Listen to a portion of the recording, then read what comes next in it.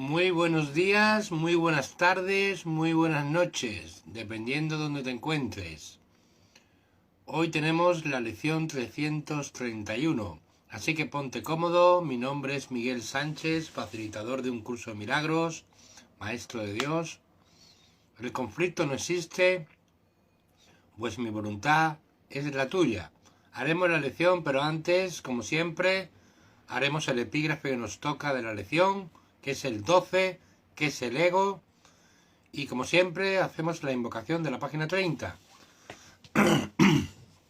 Página 32 en la nueva edición, que dice así: puedes hacer mucho en favor de tu propia curación y la de los demás si en situaciones en las que se requiere tu ayuda piensas de la siguiente manera: estoy aquí únicamente para ser útil. Estoy aquí en representación de aquel que me envió. No tengo que preocuparme por lo que debo decir ni por lo que debo hacer, pues aquel que me envió me guiará.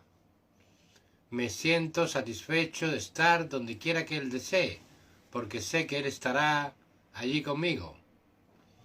Sanaré a medida que le permita enseñarme a sanar. Amén.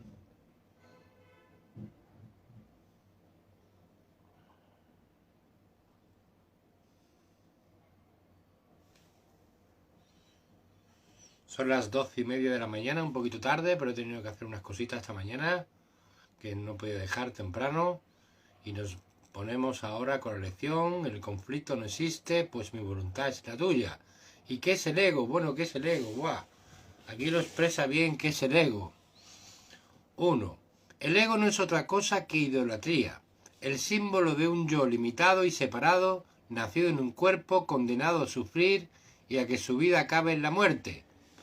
Es la voluntad que ve a la voluntad de Dios como su enemigo y que adopta una forma en la que ésta es negada. El ego es la prueba de que la fuerza es débil y el amor temible. La vida en realidad es la muerte y solo lo que se opone a Dios es verdad. Ese es el ego. 2. El ego es demente, lleno de miedo, se alza más allá de lo omnipresente, apartado de la totalidad y separado de lo infinito. En su demencia cree también haber vencido a Dios, y en su terrible autonomía ve que la voluntad de Dios ha sido destruida. Sueña con el castigo y tiembla ante las figuras de sus sueños, sus enemigos que andan tras él queriéndolo asesinarlo antes de que él pueda proteger su seguridad atacándolos primero. 3. El Hijo de Dios no tiene ego. ¿Qué puede saber de la locura de la muerte de Dios cuando mora en él? ¿Qué puede saber de penas o de sufrimientos cuando vive en una dicha eterna?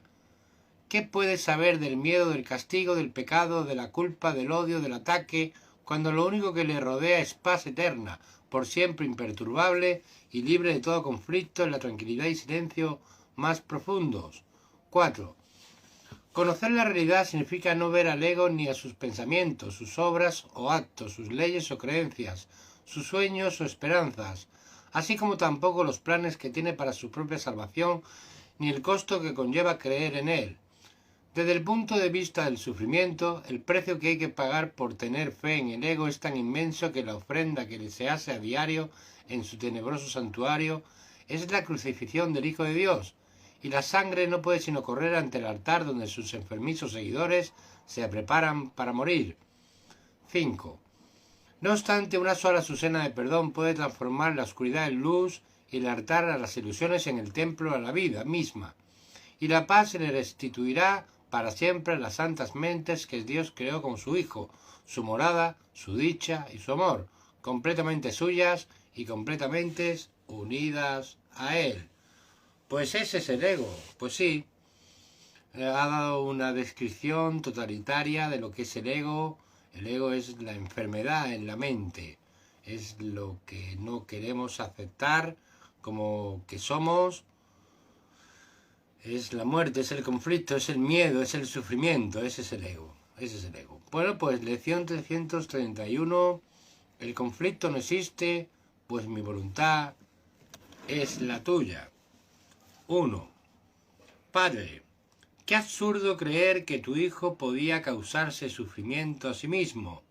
¿Cómo iba él a poder planear su condenación sin que se le hubiera provisto de una manera segura de liberarse?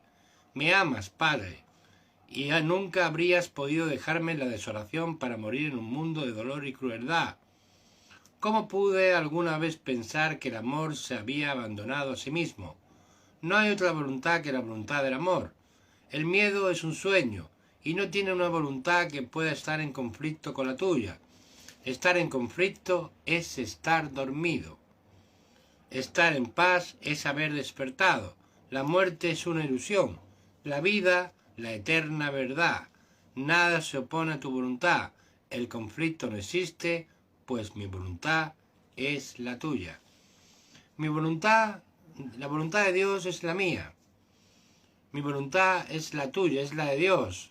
De ser amorosos, de ser hijos de Dios, de ser, sobre todo, amor y perdón. Esa es la voluntad de Dios para nosotros, perfecta felicidad. 2. El perdón nos muestra que la voluntad de Dios es una sola y que la compartimos. Contemplemos los santos panoramas que hoy nos muestra el perdón, de modo que podamos encontrar la paz de Dios. Amén. Amén. Termina en amén. Amén. Voy a repetir el párrafo para que quede claro. El perdón nos muestra que la voluntad de Dios es una sola y que la compartimos.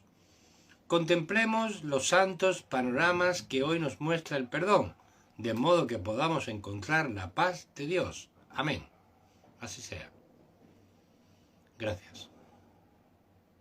El conflicto no existe, pues mi voluntad es la tuya. Y cerramos los ojos, entramos en silencio, escuchamos esa música que nos viene ahora y repetimos la frase: el conflicto no existe, pues mi voluntad es la tuya. El conflicto solamente puede existir en una mente que cree en el conflicto, que cree en el miedo, que cree en la pesadumbre, no en la mansedumbre.